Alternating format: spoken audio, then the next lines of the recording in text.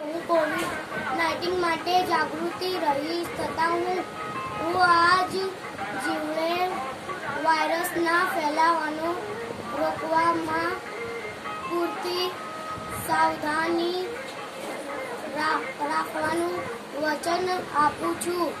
હું કોવિડ સાથે જોડાયેલ વર્તણી માટે પાલન કરીશ તથા બીમાર પણ પ્રોત્સાહિત કરવા વચન આપું છું.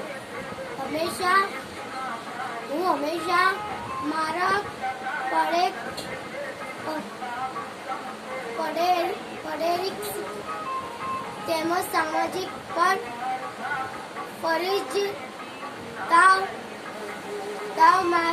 માસ્ક વહેરીશ.